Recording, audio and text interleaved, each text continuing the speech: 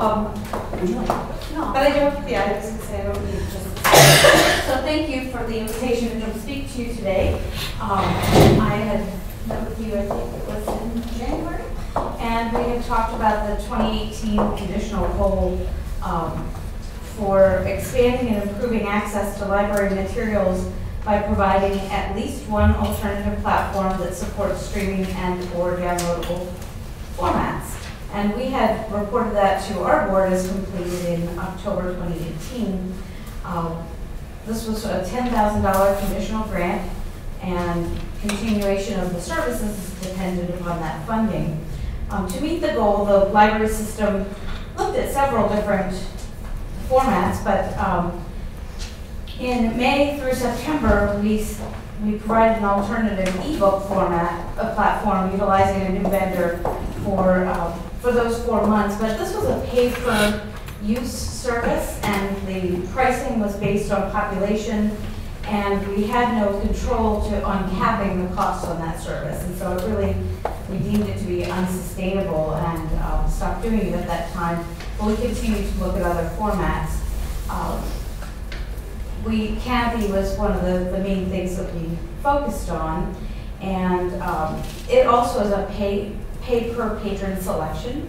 As they choose the things, we pay for them, but we can put caps on how many things people can download per month, and also a cap on our total amount spent, so we can control the costs.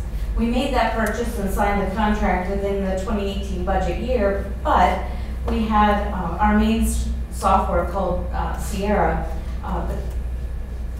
There was going to be an IP address change, which delayed that start date. They were upgrading the infrastructure of that software and services to leverage advances in security and performance, but that would affect our authentication method. The work was scheduled for January, but they got delayed until Monday, February 25th, and it did take until March 4th to restore some of the services. So authentication of borrowers, making sure people were registered borrowers in good standing, was a problem up until that time. So March 10, we successfully launched Kanopy, and you should have a few materials with you about them. But I also brought some other things. These are some news releases and a letter that we sent out to the school districts. Thought you might be interested in seeing that as well. So the last time I searched for classic movies on Netflix, I got less than 40 results, and most of the titles weren't exactly what I would consider classic masterpieces. Hulu had a whopping 64, and I didn't have a much better outcome when I looked for foreign films. And when I look through these services, and Amazon Prime all have a decent selection of documentaries, but the majority of the offerings were comprehensive selections. To top it all off, these services I just mentioned come with a fee and no rights for public performance. The service that we're providing, Kanopy, offers a remarkable selection of classics, world cinema, documentaries, including films from the much-loved Criterion Collection. So it's become the streaming platform of choice for people who are interested in cinema and people who want to break away from mainstream media like we keep in our general collections. The library is offering Kanopy at no cost to every resident of Cumberland County who has a library card. And it's pretty simple to do. You have the instructions in front of you that we provide to the public, which are you basically visit the Kanopy website, you create an account with your name, email, address, and a password. Kanopy sends a confirmation to your email, and when you confirm your email address, you're redirected to the Kanopy site. The first time you use it, you have to select your library and then add your library account number and accept the terms of use, and then you can start streaming. You can download the Kanopy app which was by backup if we don't have technology here. You can put it on any smart device. You can log onto the account through streaming services, streaming television services like Amazon Fire, Chromecast, Roku, Apple AirPlay. And then when you're on there, what you'll find are things like classic films. One of these articles references 1937, A Star is Born. Sophia Loren in Marriage Italian Style. Orson Welles' suspense film, The Stranger, are some examples of that. There are also educational films that are about workforce development. So anything from IT trends to welding to timbering. Educational films and documentaries like the Ken Burns series and American Experience from PBS. One of the most interesting things, I don't know if you're familiar with Frederick Wiseman, he's one of the most acclaimed living filmmakers, and his work has up until recently remained inaccessible. But Kanopy is the exclusive host to 50 years of his titles for streaming. There's independent cinema, like the 2018 Billy Crystal Small Apartments, Oscar-nominated shorts, and then there's an entire selection of just kids' films. And accounts can be restricted just to those kids' films with a pin if a parent wants to set up an account for a child and not have them have access to all the content. So since March 10th, we've had 9,063 visits to the site, 1,180 plays, so it might be the same movie but played multiple times, 45,526 minutes of viewing. In April to date, we've had 174 videos that were watched and 225 play credits used. Each cardholder is given 4 play credits a month. And so the reason the videos would be fewer is that some of those videos are being watched multiple times by different users. So what happens if they want to watch more than 4 films? So at 4, they're capped for the month. There are other options if you have a library card somewhere else that has Kanopy, like I understand that Penn State has it. I know that Free Library of Philadelphia has it, and our users can get cards through those places. So if you have access to another account, you can pair it up and multiply the number of movies you have access to. But if you're just a Cumberland County cardholder, right now the cap is 4. Okay, so a cardholder pays nothing for this service. Pays nothing. County does. Yep, we're paying for it through our collections budget. We are required to spend 12% of our budget by the state on collections, and so this is one of the ways we're able to do that. You said capped at 4, but is that 4 viewings or 4 different? Oh, great question. 4 videos. You can watch the same video as many times as you want in 72 hours. So you have access to it for 72 so you can hours. watch The Seven Samurai 8 times. 8 times, yes. You can watch that 8 times in 72 hours. It's yours. And then if you want to watch it 8 more times, it's a second credit. Yeah, that's how that works. So we found that people are accessing it about 23 to 27% primarily on 4 methods: through their desktop, through their television, through mobile devices, and through tablets.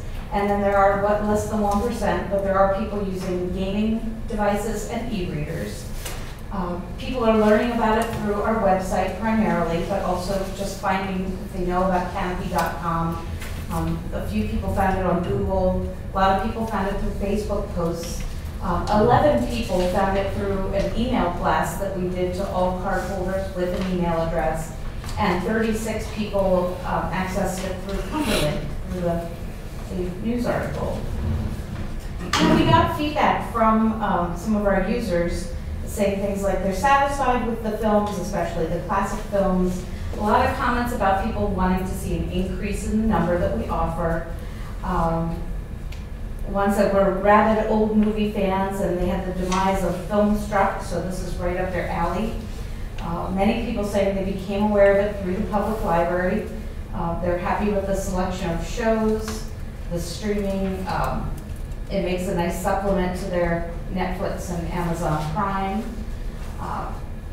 Amy said, I think Kanopy is great. I love it's available through my library. Again, I wish there were no caps or restriction to 4 films a month. Ira said, we're over the moon with Kanopy and its ability to bring a lot of content to us by being library subscribers. We're just beginning to explore the variety of content and we get the Kanopy through Roku. So a lot of good positive feedback from the community. We did I gave you the news articles. There was also a story on ABC 27. She came and talked to me at the Frederickson Library. And finally, just to share with you, we did send this letter out to all the superintendents of school districts in Cumberland to let them know. The key message we were trying to send in this was we have a card that we can make available to teachers that allows them to use it in their classrooms so that they don't have to go against their personal play credits. So they can watch The Last Samurai 8 times and they can show it 8 times in their classroom. 7 times. So yeah, 7. The Last Samurai I could watch twice. Okay. That's 7. good too. Okay. It's not a classic yet. There we go. Get my samurais correct. Mostly I was thinking about one of my friends who's a teacher in East Pennsboro and is currently teaching Romeo and Juliet. And you can show 3 different versions of the movie or background on Shakespeare in theater. And so all of the movies, all of the films that are available on Kanopy are, they have public performance rights along with them, unlike our DVDs. Technically, you shouldn't borrow one of our DVDs and then show it to a large audience. But these have that right. So we wanted teachers to know that they could use this in their classrooms. So we were pleased that we have heard from a couple of schools. One school librarian, is it called West Creek Hills Elementary School? The librarian called and asked, how can I get a card for each of my teachers in the building? So whether they followed through with that, we did get them the information, but that's exciting that she's even thinking in that direction. So that's all I have to tell you. I didn't know if you wanted some show, if you wanted to see how it works, or if you want to ask me some questions about it. You guys have any questions? Just a little bit. I am interested in the breadth of it because film, I like what this is doing. And some people will say, oh, well, it's entertainment. Is this what we really want libraries to do? But good film stretches the mind and it reflects the culture of our society as well as foreign societies. Film cultures is a very valuable learning tool, and I've said repeatedly that the libraries need to become more relevant to people in more ways, and this strikes me as a very good one. Classic films has a certain connotation, but do they have, you said documentaries as well? Okay, that's great. How about, I just saw the new movie Stan and Ollie. They reminded me of, when I was growing up, I watched a lot of old silent, Laurel and Hardy and Buster Keaton. And it's a magnificent medium that a lot of people don't have otherwise accessible to. Do you know if there's anything like that? It's a silent film available? Absolutely. There are films, the earliest things I found have been back to 1922, and there's a whole collection of silent films and things like that. That's good. I'm really curious to see the breadth of the offer. I've seen other reviews of Kanopy, and it's a very respected service and widely embraced in many areas. So I look forward to trying it out myself too. Great. Any questions? I just have one. How many individual users do you have so far? Are you able to track that? Or? That's a good, I don't believe I have that statistic. I'd have to see if that's available or not. Double check to make sure. Well, you just got it started, so it might not be. And what's the word? Yeah, I didn't. If it was on there, I didn't write that one down. Okay. All right. I will say, in defense of Netflix, I did see Invaders from Mars on there too. It's a classic. It's not a good classic, but it is a classic. One of the questions that came, and I'm researching it right, and I got it today, so I need to research it, was comparing it to Netflix. They said content on Netflix comes and goes, and you never know when. Frustrating. And their question was, how long do things stay on Kanopy? So I'm going to find that answer out for a member of the public who asked. I assume that once they have it forever, but I can't guarantee that. So you can just add this, like, I guess, as an app on Roku then? Is that how it works? Absolutely. Yeah, I don't have Roku. I have Amazon Prime. or Fire Stick, but Okay. I'm sure it's the same. It's an app that you search for and. I have live streaming stuff, it's crazy. This stuff. Yeah, Video on demand space. Yeah. yeah, Well, Carol, you already said you have 9,063 visits. yeah. Yeah. That's visits to the site. To the site, Mhm. yes. So, yeah, so it's, I'm sure it's not 9,000 cardholders, Right. but yeah, 1,180 plays, and if each person can have 4, you know, it's at least that many cardholders. And most people, I do have I saw a report that showed me by cardholder how many they were watching, and most people have not, like, of course, they had access in March and April, so they could have had technically up to 9 because we had an extra film in March. So nobody's had all 9 play credits used, but there are many people who have watched 6 and 7 films already. Do you have any questions? Can you Steve? play one of the films at the library, like Bosler Library, for instance, and invite people? And, you know, Yes. maybe have someone talk after about the film, like a very well-known film critic or, you know, film aficionado. Absolutely. One example that is at Frederickson Library, they do a foreign film series, and they also do the Oscar shorts just before the Oscars. And so any of these that are available on there, they could show them, and they do that sort of thing already, where they have an expert in the field come talk if it's a nonfiction film with an issue. Cool. So yeah, definitely. And so that's where we were extending that out to schools and saying, you too can do this with the public performance rights. Good. Thank you. So this is the last of the 2018 grants? Yes. Okay, so we can take action today, guys, if you want. And this was for $10,000.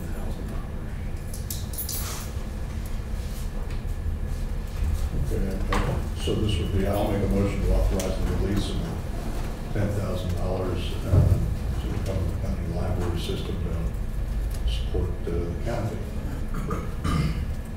Is there a second? Any questions or comments?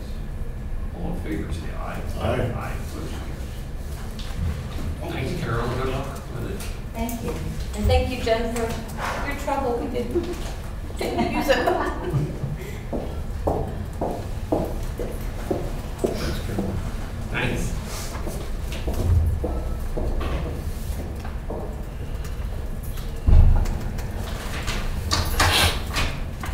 Okay, our next topic is the mental health IDD assisted outpatient legislation. Robin, you're going to give us an overview update of what's Yes, and going on. there's lots of documents. Yeah, we know this. There were lots of documents, and I'm not going to go over all of those, but certainly if you review any of them and have questions, I can certainly answer any of that. I am going to use the, well, mine's 1-page, 2-page typed document. So basically what I need to talk about, and excuse me ahead of time if I start coughing and dealing with some stuff. Been a lot of that going on. Yeah, exactly. Let's keep your stuff to yourself. I'm trying, believe me. The Pennsylvania's Mental Health Procedures Act, there was recently legislation that amended the Mental Health Procedures Act. And I wanted to talk a little bit about that and then request your support to opt out of implementation for the first year. And I'll explain that as we go along. So the Mental Health Procedures Act, as we know it right now, has been enacted since 1976. And it basically governs the provision of inpatient and outpatient treatment services for mental health in an involuntary and voluntary way. It includes how to, what the requirements are for involuntary examinations. It includes the notice, hearing, and appeal process. It's a pretty, lengthy document. It does have a statement in there that treatment on a voluntary basis is preferred, and we in Cumberland Perry have always supported that as much as possible for the individual. It also goes into the different sections of an involuntary commitment, better known by the number of 302, 303, 304, 305. Part of that is then an outpatient commitment, meaning a person has been in the hospital and because of repeated hospitalizations or non-compliance with treatment when they're out of the hospital, the court determines that they need to be continue to be committed to treatment on a legal basis with a court order. So that is the section of which the assisted outpatient treatment, the amended piece, refers to, is the outpatient treatment section that is involuntary. Currently, Cumberland and Perry has a policy and procedure where we do monitor all involuntary outpatient treatment that happens, and we have a case manager, 2 case managers actually, that follow up with providers and with the consumers every 2 weeks while they're on an outpatient commitment to ensure that they're following through and that their needs are being met. We have 25 folks right now that we're following up on an involuntary outpatient process. The amendment, which is Act 106 and was approved back in October, was given, the legislature gave us 180 days to implement. So it will be coming into effect on April 22nd. The Office of Mental Health and Substance Abuse finally did a webinar on March 29th, which was just 10 days or so ago. And in that webinar, it explained all of the things that we would have to do for implementation by the 22nd. So in only like about a 3-week period of time, there's a lot of things that have to happen, which is why our request to opt out for the first year, and I'll explain that a little more. So the way that the amendment to the Act works is that it doesn't remove anything from the current Act. It basically expands the criteria under which someone can be committed to an outpatient on an outpatient basis, and then expands the types of services that they can be committed to. And some of those are listed there on that sheet. And there's also then a vague, any other service prescribed to treat the person's needs, which is very vague and also something that we would have to really look at what that would mean.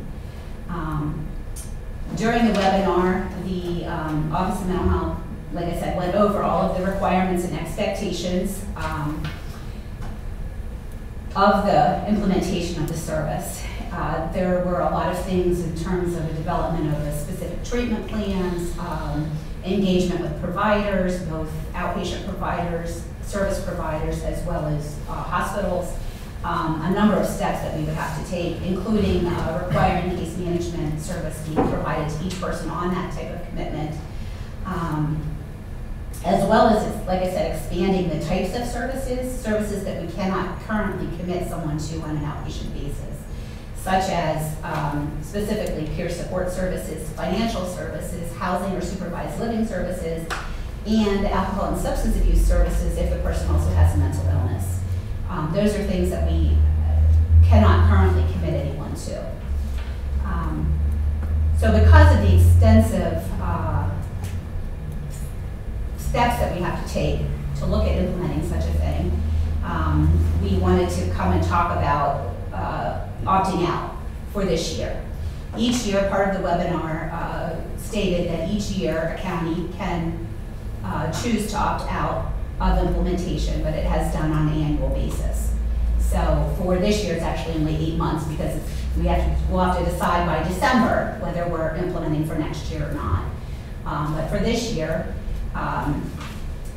just so that you also are aware, I did mention that we do currently have a practice in place for monitoring the current 25 people that we have on outpatient commitment.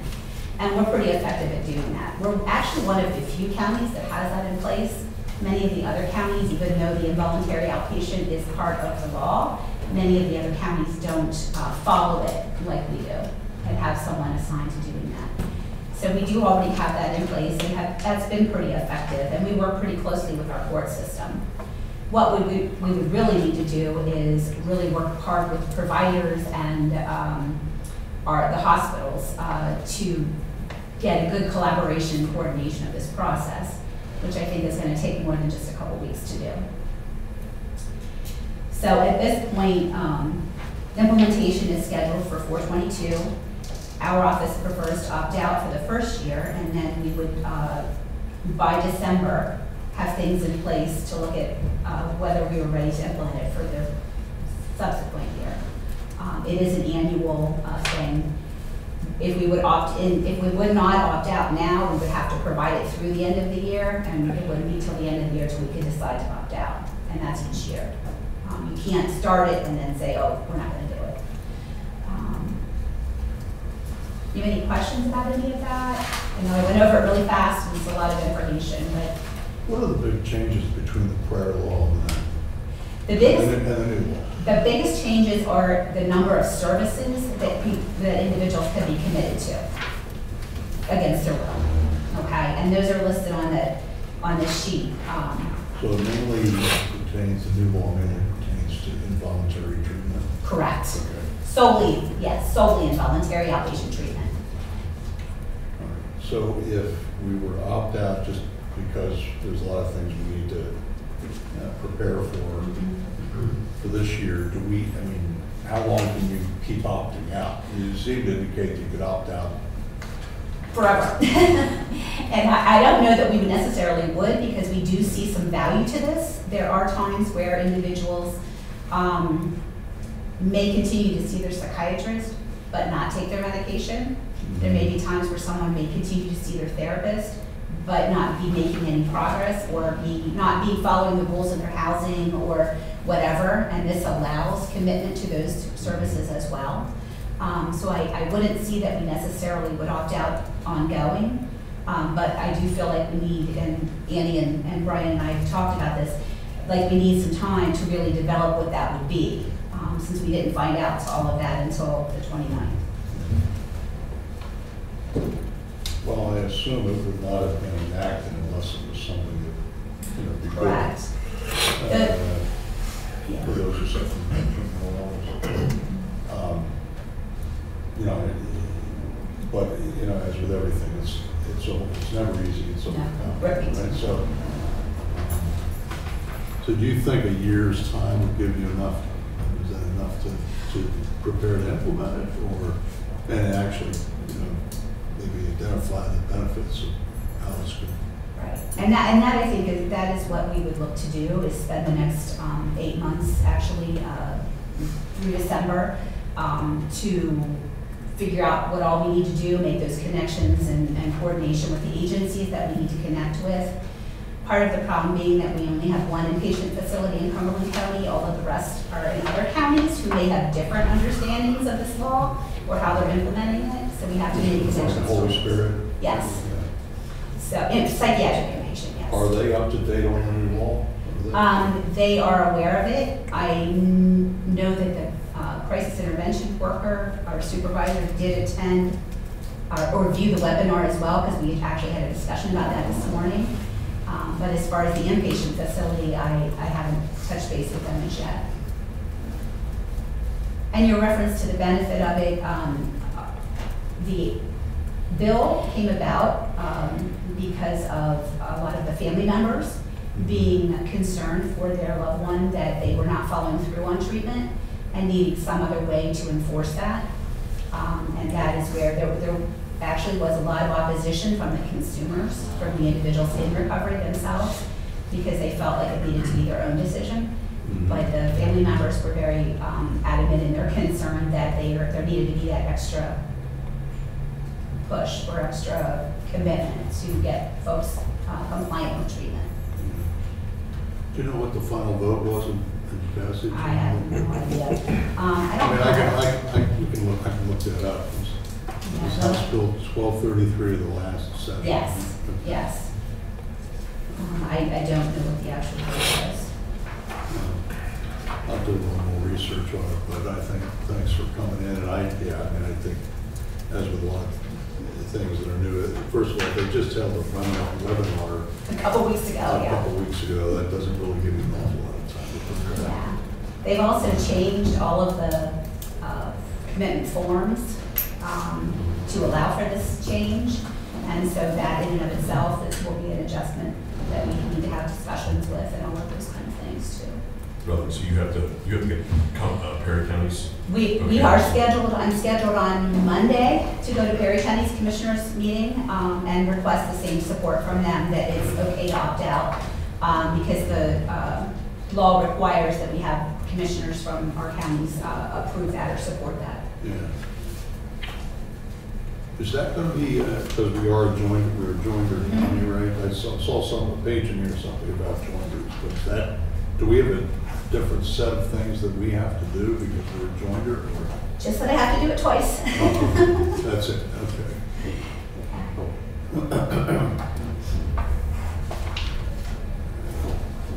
Any questions? No, I'm good. Do you need any action from us, or? Probably just officially that it's, that you, whether you support it or not. Because we technically can't request to opt out unless you support it. And both counties have to support it. Yes, yes, and we'll be doing that on Monday with Barry. I don't see any reason why we can't make a motion to opt out. You guys okay with I'll that? make the motion because we're opting out this outline. We have a motion, is there a second? Full second? Any questions or comments on the motion? All in favor, say aye. Aye. Motion carries. Thank you. Opted out. Thank you.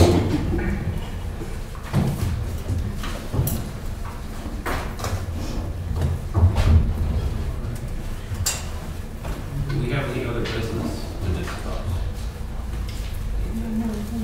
Okay, is there a motion to adjourn? So move. Our adjourned, thank you.